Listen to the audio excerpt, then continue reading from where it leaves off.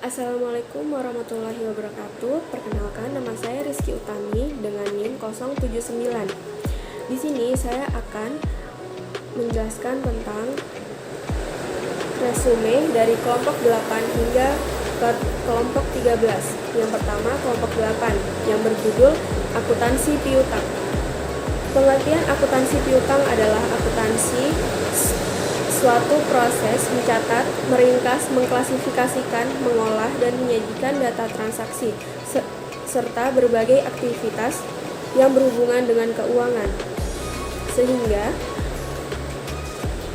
sehingga informasi tersebut dapat digunakan oleh seseorang yang ahli di bidang dan menjadi bahan untuk mengambil suatu keputusan. Yang kedua, jenis-jenis piutang.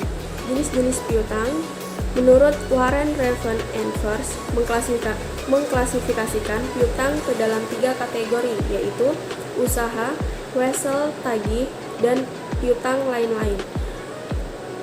Piutang usaha yaitu aktivitas lancar dalam neraca perusahaan yang timbul akibat adanya penjualan barang, jasa, atau pemberian kredit terhadap debitur yang pembayaran pada umumnya diberikan dalam tempo 30 hari sampai dengan 90 hari.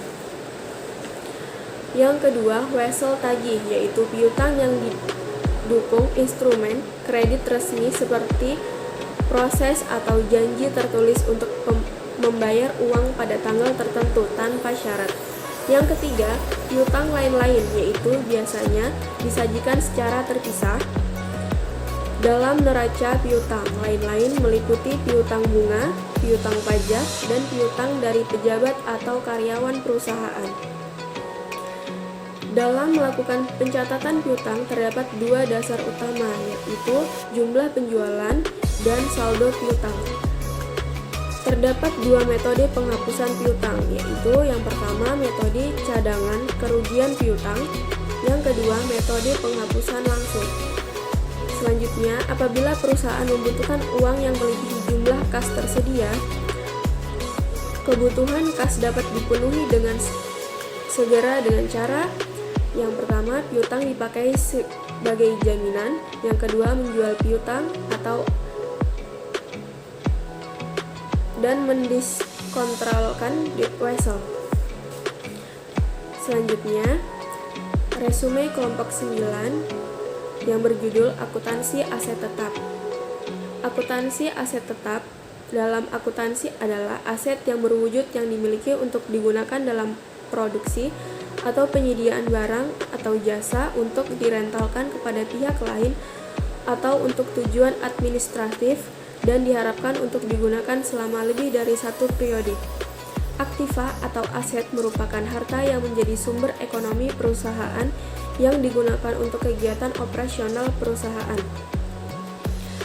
Klasifikasi aset tetap yaitu yang mencakup seluruh gedung dan bangunan yang diperoleh dengan maksud untuk dipakai dengan dalam kegiatan operasional pemerintah dan dalam kondisi siap pakai. Aset tetap dibagi menjadi 4 kelompok, yaitu tanah, seperti tanah yang digunakan sebagai tempat berdirinya gedung perusahaan, perbankan tanah, gedung, dan peralatan. Selanjutnya, jenis-jenis aset tetap, yaitu lahan-lahan adalah bidang tanah tempat bangunan maupun yang masih kosong, bangunan gedung, mesin atau peralatan, kendaraan, perabot, inventaris atau peralatan besar, dan prasarana. Selanjutnya, resume kelompok 10 yang berjudul Aset Tak Terwujud. Aset tak terwujud adalah hak, keistimewaan, dan keunggulan kompetitif yang tidak memiliki substansi fisik. Aset tak terwujud juga bisa disebut aset aktiva, tidak berwujud, atau aktiva, tetap tidak berwujud. Aset tak terwujud ada 2 kelompok, yaitu aset tak terwujud yang memiliki unsur manfaat terbatas. Yang kedua, aset tak terwujud yang umur manfaatnya tidak bisa ditentukan. Karakteristik aktiva atau aset tak terwujud. Yang pertama, kurang memiliki eksistensi fisik. mendapatkan nilai dari hak dan keistimewaan yang diberikan kepada perusahaan yang menggunakannya. B. Menggunakan perusahaan instrumen keuangan. C. Bersifat jangka panjang dan menjadi subjek intensitas. Selanjutnya, jenis aset tak terwujud seperti paten, hak cipta, merek dagang,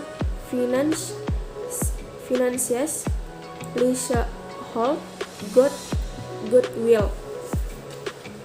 Selanjutnya, resume kelompok 11 yang berjudul akuntansi liabilitas. Pengertian liabilitas menurut IAI melalui KDPPLK tahun 1994, liabilitas atau kewajiban merupakan utang perusahaan masa kini yang ditimbul dari peristiwa masa lalu. Penyelesaiannya diharapkan akibat arus dari sumber daya perusahaan yang mengandung manfaat ekonomi. Selanjutnya, karakteristik liabilitas atau kewajiban. Yang pertama, menurut FASB dalam SVAC nomor 6 tahun 1985. Yang pertama, menurut beliau ada 3 kewajiban atau utang, yaitu utang memerlukan tanggung jawab dan memerlukan penyelesaian. Selanjutnya, tugas atau tanggung jawab tersebut mewajibkan suatu perusahaan tersebut untuk pengorbanan. Yang ketiga, transaksi atau peristiwa. Selanjutnya, pengorbanan manfaat ekonomi. Pengorbanan diwujudkan dalam bentuk transfer atau menggunakan aset kesatuan usaha. Yang kedua, karakteristik pendukung atau kewajiban. Karakteristik lain dari FABS ada 3, yaitu keharusan membayar kas, identitas terbayar jelas, dan yang terakhir pengakuan pengukur dari penelitian.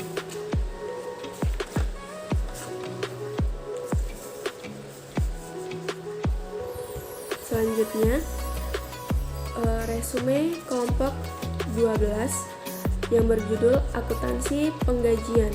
Penggajian adalah imbalan kepada pegawai yang diberikan atas tugas-tugas administrasi dan pimpinan yang jumlahnya biasanya tetap secara bulanan. Menurut Hasibuan, gaji adalah balas jasa yang dibayar secara periodik kepada karyawan tetap serta mempunyai jaminan pasti.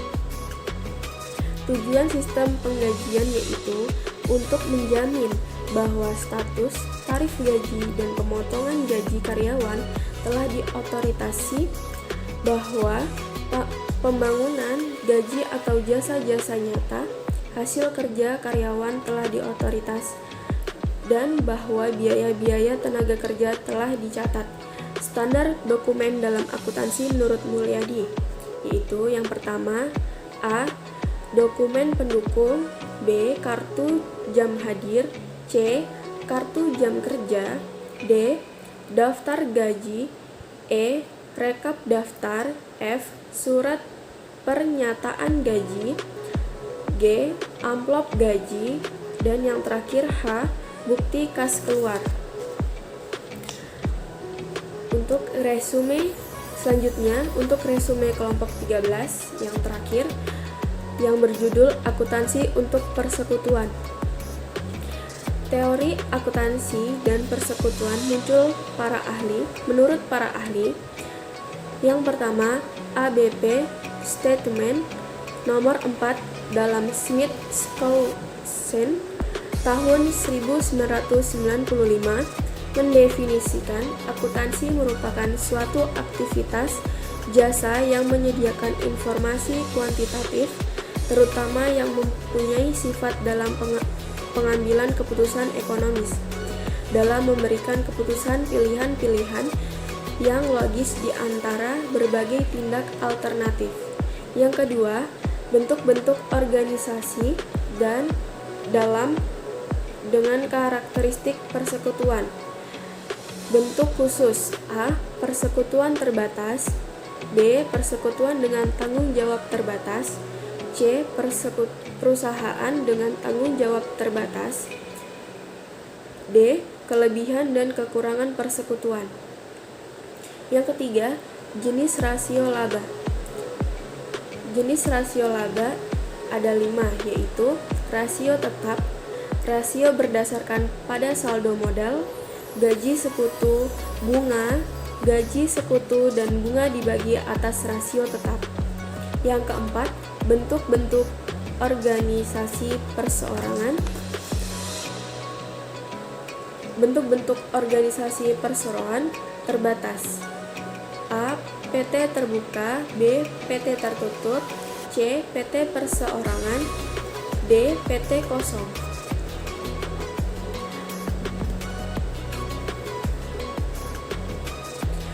Selanjutnya,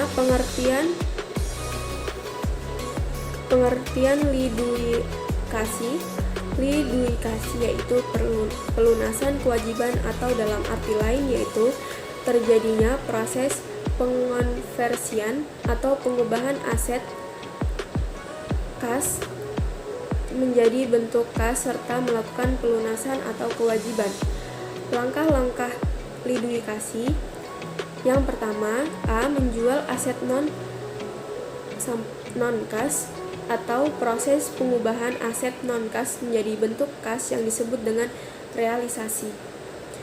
Yang kedua, pelunasan utang persekutuan, atau dalam hal ini persekutuan mempunyai utang kepada kreditor intern dan kreditor ekstern. Pembayaran dan yang harus didahulukan yaitu pembayaran kepada kreditor ekstern. Yang ketiga, kegiatan pengembalian hak penyertaan atau yang disebut modal. Sekutu yaitu apabila kewajiban kepada kreditor ekstern telah diselesaikan dan persekutuan masih memiliki kas, maka kas yang ada harus dibagi kepada para sekutu sebagai pelunasan utang. Itulah tadi materi dari kelompok resume dari kelompok 8 hingga kelompok 13. Kurang dan lebihnya mohon dimaafkan. Sekian. Wassalamualaikum warahmatullahi wabarakatuh.